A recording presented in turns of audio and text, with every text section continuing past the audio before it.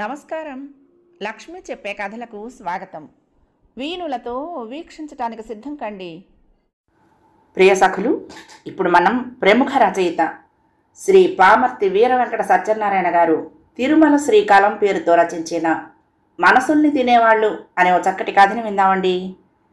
ఈ కథ కథాకేళి మాసపత్రికలో 2009 ఆగస్టులో ప్రచురింపబడింది. ఇక కథ మొదలు పెట్టేస్తున్నానండి. రాత్రి 11 అయ్యింది. పారిస్ నుంచి అడయార్ వెళ్తుంటే బీచ్ రోడ్డులో సముద్రం మీదుగా వస్తున్న చల్లటి గాలి శరీరానికి మనసుకు కూడా సేద తీర్చినట్లుంది. వెన్నెల రాత్రులు కావటంతో మందరంగా ఎగిసిపడుతున్న సముద్ర జలాలు స్పష్టంగా కనిపిస్తున్నాయి. కెరటాలు ఒడ్డును తాకాలని పరుగులు పెడుతూ ఉంటే వాటిని వారిస్తున్నట్లుగా సముద్ర హోరు ఎడతెరిపి లేకుండా వినిపిస్తోంది. తెల్లటి నొరగలతో వెండి జలతారు అంచులు నీలిరంగు దుపట్టాను కప్పుకున్నట్లుంది సముద్రం. కాసేపు మెరీనా బీచ్లో చల్లటి ఇసుక పాన్పు మీద దొరలాలనిపించింది. కానీ అది సమయం కాదని ఊరుకున్నాను. ఎందుకో హఠాత్తుగా మోనిక మదిలో మెదిలింది. ఆఖరిసారి ఆమెను కలిసింది, ఆమెతో ఘర్షణ పడింది ఈ బీచ్లోనే. ఆ సంఘటన గుర్తుకొచ్చేసరికి టీవీ డైలీ సీరియల్ చూసినట్లు మనసంతా చికాకుగా అయిపోయింది. ఆ రోజు మునుమాపటి వేళ బీచ్లో సగంలోనే విరిగి నిరుత్సాహం చెందకుండా ఆగకుండా ఎగిసిపడుతున్న అలలను తిలకిస్తూ సముద్రుడి హోరులోని సందేశాన్ని అర్థం చేసుకోవడానికి ప్రయత్నిస్తూ ఏదో ఆలోచిస్తూ ఉండిపోయాను. ఎప్పుడొచ్చిందో మోనిక వచ్చి నా ఒళ్ళో వాలిపోయింది. నేను తేరుకునేలోపు నా వక్షానికి హత్తుకుపోయి నా మెడకు చేతులు చుట్టేసి తన పెదవులను నా పెదవులతో గాఢంగా చుంబించింది. ఎగసి పడుతున్న ఆమె ఉచ్ఛ్వాస నిశ్వాసాలు నన్ను ఉక్కిరిబిక్కిరి చేస్తూ ఉంటే, ఆమె రాసుకున్న ఇంటిమేట్ పరిమళం మత్తెక్కిస్తూ ఉంటే నాకు తెలియకుండానే ఆమె వీపు చుట్టూ చేతులు బిగించి బలంగా ఆమెను నా బిగి కౌగిట్లో బిగించేశాను. తమకంతో నా శరీరానికి అల్లుకుపోయిందామె. అయితే అది క్షణకాలం మాత్రమే. హఠాత్తుగా వాస్తవం వివేకం వెన్ను తట్టడంతో చటుక్కున ఆమెను విడిపించుకుని దూరంగా జరిగాను. ఆమె ఇంకా పెనవేసుకుంటూ ఉంటే సారీ అంటూ వెనక్కి తోశాను. ఆ బలహీన క్షణానికి బానిసనైనందుకు సిగ్గువేసింది నాకు. ఆ తర్వాత ముసుగు తొలగిన ఆమె మనసు. మా మధ్య ఘర్షణ జరిగింది. ఏడాది క్రితం MBA పూర్తి చేసి మా ఫ్యామిలీ బిజినెస్లో చేరాను నేను. ఆ సమయంలోనే మోనికతో పరిచయం అయింది. నాతో అతి చనువు పెంచుకుంటూ నాకు దగ్గర అవ్వాలని ప్రయత్నించేదామె. నన్ను ప్రేమిస్తున్నానంది, పెళ్లి చేసుకుందామంది. ఆమె ప్రపోజల్స్ను సున్నితంగా తిరస్కరించాను నేను. IIMలో నా క్లాస్మేట్ అయిన పూజని ప్రేమించాను. త్వరలోనే ఆమెను పెళ్లాడబోతున్నాను. ఆ విషయమే చెప్పాను మోనికతో. తనను పెళ్లాడకపోతే ఆత్మహత్య చేసుకుంటానంది. అందుకు కారణం నేనేనని ఓ ఉత్తరం రాసి పెడతానని బెదిరించింది కూడా. 25 లక్షలు ఇస్తే తన దారిని తాను వెళ్ళిపోతానంది. కాదంటే సమాజంలో నన్ను గౌరవంగా బ్రతకనీయనంది. అప్పుడు బయటపడింది ఆమె అసలు రంగు. నా ఆస్తికి ఎరవేసిందన్న సత్యం బోధపడింది నాకు. ఆమె చెంప పగలగొట్టాను. ఆ సంఘటన జరిగి వారం రోజులైంది. ఎవరో వ్యక్తి పరిగెత్తుకుంటూ వచ్చి నా కారుకు అడ్డం పడటంతో సడన్ బ్రేక్ వేశాను. నా ఆలోచనల గొలుసు చటుక్కుని తెగింది. వెంట్రుక వాసిలో ప్రమాదం తప్పింది. నా గుండెలు ఎదిరాయి. అతను నా దగ్గరకు వచ్చి నన్ను గోండాలు తరుముతున్నారు, కాపాడండి అన్నాడు కంగారుగా. అతని భుజం నుంచి రక్తం కారుతోంది. దుస్తులు రక్తంతో తడిసిపోతున్నాయి. చేత్తో భుజం నొక్కి పాడుతున్నాడు. బాధను పళ్ల బిగువున అదిమి పడుతున్నాడు. ఇలాంటి పరిస్థితుల్లో ఆ అపరిచితుడిని కారులో ఎక్కించుకోవటం ఎంతవరకు సేఫ్ అనే మీమాంసలో ఉండగానే స్టేడియం వైపు నుంచి 3 వ్యక్తులు మా వైపు పరిగెత్తుకుంటూ రావటం కనిపించింది. వారి చేతుల్లో ఆయుధాలున్నాయి. వాళ్ళు వచ్చేస్తున్నారు, ప్లీజ్ అన్నాడు అతను ఆందోళనగా. మరి ఆలోచించలేదు నేను. బ్యాక్ డోర్ ఓపెన్ చేశాను. చటుక్కుని ఎక్కి కూర్చున్నాడు అతను. కారు స్టార్ట్ చేసి యాక్సిలేటర్ బలంగా తొక్కాను. కారు వెనుక కొంత దూరం పరిగెత్తి అందుకోలేక ఫ్రస్ట్రేషన్తో కారు పైకి షూట్ చేస్తూ ఆగిపోయిన దుండగులు మిర్రర్లో కనిపించారు నాకు. ఆల్ ఇండియా రేడియో దాటి శాంతోంలో ప్రవేశించాము. మిర్రర్లో వెనక్కి కూర్చున్న వ్యక్తిని చూశాను. 30 ఏళ్లుంటాయి. మనిషి పొడగరి, వెల్ బిల్ట్. ముఖంలో రఫ్నెస్ కనిపిస్తోంది. బ్లాక్ జీన్స్ మీద లైట్ ఎల్లో షర్టు తొడిగాడు. భుజం మీద గాయం నుంచి కారుతున్న రక్తాన్ని ఆపటానికి విశ్వప్రయత్నం చేస్తున్నాడు. బాధ అతని వదనంలో ప్రస్ఫుటమవుతోంది. చాలా థ్యాంక్స్, నా ప్రాణాలు కాపాడారు అన్నాడు అతను. ఎవరు నువ్వు? వాళ్ళు నిన్నెందుకు చంపాలనుకుంటున్నారు అడిగాను. నా పేరు శ్రీహరి, వాళ్ళెవరో నాకు తెలీదు. మాట నీరసం అయిపోయింది అతనికి. నువ్వెక్కడికి వెళ్ళాలి? మీరెక్కడ దింపినా సరే అంటూనే సీట్లో ఒరిగిపోయాడు అతను. గుండె గుబేలమంది నాకు. ఎంత పిలిచినా పలకలేదు అతను.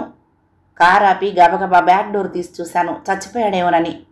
ఊపిరి ఆడుతోంది. రక్తస్రావం అధికం కావటంతో తెలివి తప్పింది. కర్తవ్యం వెన్ను తట్టడంతో వెంటనే కారును మళ్లించి నాకు బాగా తెలిసిన ఓ నర్సింగ్ హోంలో అతన్ని చేర్పించాను. నా పలుకుబడిని బట్టి ఎక్కువ ప్రశ్నలు వేయకుండా తక్షణమే కేసు అటెండ్ అయ్యారు డాక్టర్స్. ఆపరేషన్ చేసి అతని భుజంలో ఉన్న బుల్లెట్ను తీసేశారు. డ్రెస్సింగ్ చేసి సజెషన్ ఇచ్చారు. తెల్లవారేంత వరకు మెలకువ రాదని చెప్పారు. అవుట్ ఆఫ్ డేంజర్ అని చెప్పడంతో నా మనసు కుదుట పడింది.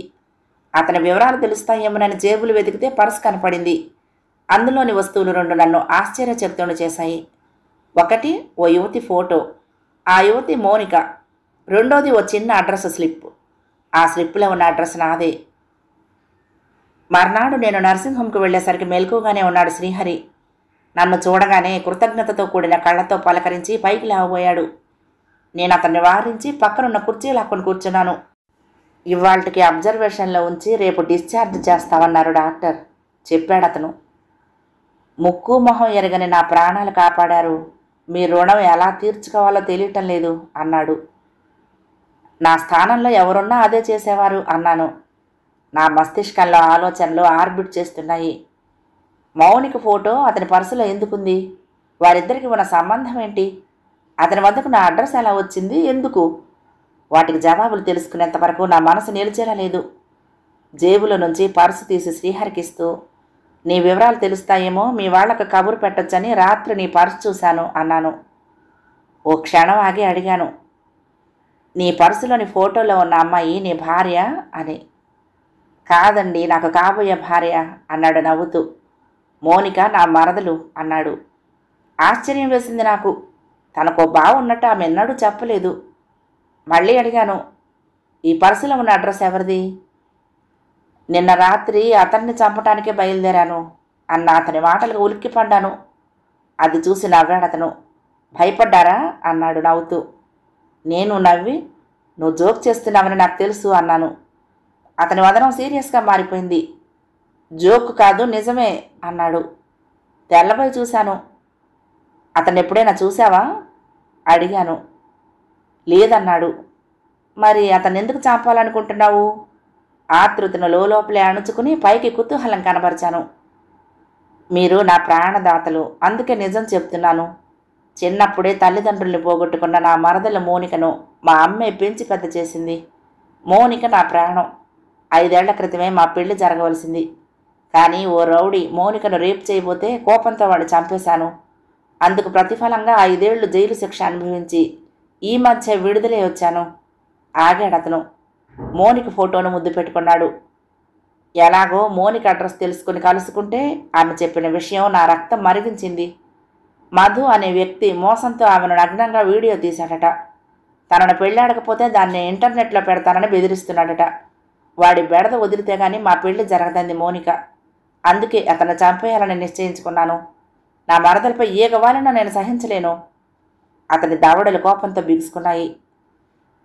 రాత్రి ఆ పని మీదే బయలుదేరితే మధ్యలో ఇదివరకు నా చేతిలో చచ్చిన రౌడీ తాలూకు మనుషులు అనుకుంటాను నా వెంట పడ్డారు అన్నాడు.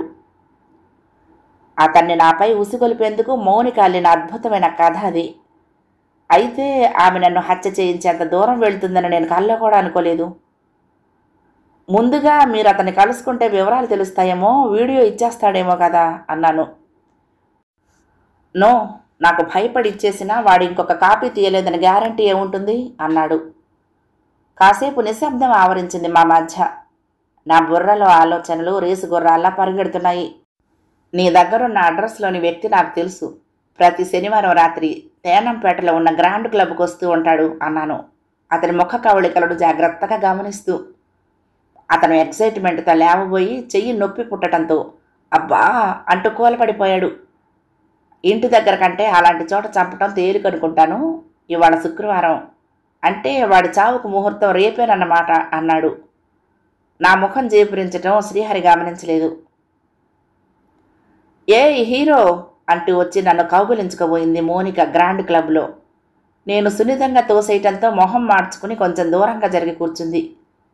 ఆ ప్రెస్టీజియస్ క్లబ్లో ఒక ఏసీ రూమ్ నా సొంతం. అక్కడికి వచ్చే మెంబర్స్తో బిజినెస్ వ్యవహారాలు మాట్లాడేందుకని దాన్ని ప్రత్యేకంగా ఏర్పరచుకున్నాను. శనివారం సాయంత్రం మోనికకు ఫోన్ చేశాను. రాత్రికి క్లబ్బులో కలవమని. అనుకున్నట్టుగా టంచన్గా వచ్చేసిందామె. నా రూమ్లో కూర్చున్నాము. కావాలని గదిలో డిమ్ లైట్ మాత్రమే వేశాను. డబ్బు తెచ్చావా అడిగింది మోనిక ఆశగా. డబ్బేమిటి అన్నాను ఆశ్చర్యంగా. అదే నేను అడిగిన 25 లక్షలు అందామె. నీకు డబ్బిస్తానని ఎందుకు అనుకున్నావు ప్రశ్నించాను. ఆమె ఆశ్చర్యంగా చూసింది. మరైతే నన్ను ఇక్కడికి ఎందుకు రమ్మన్నావు అంది. నీ మనసు మారిందేమో తెలుసుకుందామని. నాన్సెన్స్ కోపంగా అరిచిందామె. 25 లక్షలు ఇస్తావని నా బాయ్ ఫ్రెండ్ సలీంతో దుబాయ్ వెళ్ళిపోవచ్చని ఊళ్ళూరాను. You have spoiled my plan అంది. నవ్వాను. నువ్వు సలీంతో వెళ్ళిపోతే మీ బావ శ్రీహరి మాట ఏమిటి అన్నాను. ఉలిక్కి పడిందామే. మా బావ సంగతి నీకెలా తెలుసు అంది అనుమానంగా. నన్ను చంపటానికి నువ్వు అతన్ని పురమాయించిన సంగతి కూడా నాకు తెలుసు. ఆ డిమ్ లైట్ వెలుతురులో ఆమె ముఖ కవళికలను గమనించడానికి ప్రయత్నిస్తూ తాపీగా అన్నాను. అవును, నాకు దక్కని నువ్వు ఇంకెవ్వరికీ దక్కకూడదనే నిన్ను చంపమని శ్రీహరిని పురమాయించాను. నీ చావు వార్త కోసం ఎదురు చూస్తూ ఉంటే సర్ప్రైజింగ్గా నీ కాల్ వచ్చింది ఉక్రోషంతో అందామే. ఇప్పటికైనా మించిపోయింది లేదు. 25 లక్షలు ఇస్తావో ప్రాణాలు ఇస్తావో డిసైడ్ చేసుకో. ఛాయిస్ ఈజ్ యువర్స్ అంది. సరే, నిన్ను పెళ్ళాడబోయే మీ బావకు నీ ప్రియుడు సలీం సంగతి తెలిస్తే ఏమవుతుందో ఆలోచించావా? శ్రీహరినా? నేను పెళ్ళాటమా? పకాలున నవ్విందామే. అయినా నిన్ను చంపాక అతను బయటుంటే కదా అంది. అంటే తెల్లబూతూ అడిగాను. మా బావ ఓ సెంటిమెంటల్ ఫూల్. నేను తన కోసమే పుట్టానని, తనను తప్ప ఇంకెవరిని పెళ్ళాడనని నమ్ముతున్నాడు. ఓసారి ఇలాగే నాకు నచ్చిన వాడితో కలవబోతూ మా బావ కంటపడ్డాను. అప్పుడు నెపం అవతలి వ్యక్తి మీదకు తోసేశాను. అంతే, శ్రీహరి వాడిని చంపేశాడు. 5 ఏళ్ల శిక్ష అనుభవించి ఈ మధ్య జైలు నుంచి తిరిగి వచ్చాడు. చెప్పుకుపోతుందామె. ఇప్పుడు అదే జరుగుతుంది. నిన్ను చంపినట్లు తెలియగానే పోలీసులకు ఫోన్ చేస్తాను. మళ్ళీ లోపలికి వెళ్ళిపోతాడు. ఈసారి తిరిగి వస్తాడన్న నమ్మకం లేదు. సలీంతో నా జీవితానికి అతని అడ్డు తొలగిపోతుంది. సో ఒకే దెబ్బకు 2 పిట్టలు అంది. You must be joking Monica అన్నాను నేను. నువ్వంటే శ్రీహరికి ప్రాణం. సలీం వల్ల పడి నీకోసం జైలుకి వెళ్ళిన మంచి మనిషిని దూరం చేసుకోకు. షిట్ అందామె లేచి నించుంటూ. ఇక్కడ నీ నీతులు వింటూ కూర్చోవటానికి రాలేదు నేను. Decide fast. పణమో ప్రాణమో. అదే క్షణంలో సర్రమంటూ బుల్లెట్ ఒకటి వచ్చి మోనిక గుండెల్లో దూరింది. చిన్నగా కేకపెట్టి కుర్చీలోకి ఒరిగిపోయిందామె. నిర్ఘాంతపోయాను నేను. తేరుకుని ట్యూబ్ లైట్ ఆన్ చేశాను. మోనిక గుండెల్లో నుంచి రక్తం వెల్లువైంది. మనిషిలో చలనం కనిపించకపోయేసరికి ముక్కు దగ్గర వేలు పెట్టి చూశాను. ఊపిరి ఆగిపోయింది. నా గుండె జల్లుమంది. బీరువా వెనక నుండి వచ్చాడు శ్రీహరి. చేతిలోని పిస్టల్లో నుంచి వస్తున్న పొగని నోటితో ఊదుకుంటూ. సైలెన్సర్ అయి ఉంటుంది, అందుకే శబ్దం రాలేదు. నిశ్చేష్టున్నయ్యాను. అది నేను ఎదురు చూడని మలుపు. ఆ రోజు సాయంత్రం క్లబ్ బాయ్కి ఫోన్ చేసి నా కోసం ఎవరైనా వస్తే నా గదిలో కూర్చోబెట్టమని చెప్పాను. కావాలనే క్లబ్కు ఆలస్యంగా వెళ్ళాను. అప్పటికే శ్రీహరి వచ్చి నా గురించి ఎంక్వైరీ చేసి నా గదిలోకి పంపబడ్డ విషయం కన్ఫర్మ్ చేసుకున్నాను. నేను వెళ్ళేసరికి అతను గదిలో బీరువా వెనక దాక్కున్నాడని నేను ఎరుగుదును. అందుకే మోనికను కావాలనే రెచ్చగొట్టాను. అహంభావి అయిన ఆమె బయటపడిపోయింది. మోనిక చెప్పిన కళ్ళబొల్లి మాటలు నమ్మి నన్ను హత్య చేయాలనుకుంటున్న శ్రీహరి ఎదుట ఆమెను ఎక్స్పోజ్ చేయడమే నా ఉద్దేశం. కానీ అతను ఆమెను చంపుతాడనుకోలేదు. శ్రీహరి, ఎంత పని చేశావు అరిచాను షాక్ నుండి తేరుకుంటూ. నేనంతా విన్నాను మధుగారు. ఆ మధు మీరేనన్న నిజం తెలియక మిమ్మల్ని మర్డర్ చేయాలని వచ్చాను. మోనిక కపట నాటకం తెలుసుకున్నాక, ఆమె కుచ్చితపు బుద్ధి గ్రహించాక ఆవేశం ఆపుకోలేకపోయాను అన్నాడు శ్రీహరి. నిజం నీకు తెలియాలనే ఆమెను ఇక్కడికి రప్పించాను. ఆమె అసలు రూపం ఎక్స్పోజ్ చేసి నన్ను నేను కాపాడుకోవాలనుకున్నానే కానీ నువ్వు ఆమెను చంపుతావనుకోలేదు. నాకు తెలియకుండానే నా గొంతులో నిష్ఠూరము కోపము తొంగి చూశాయి.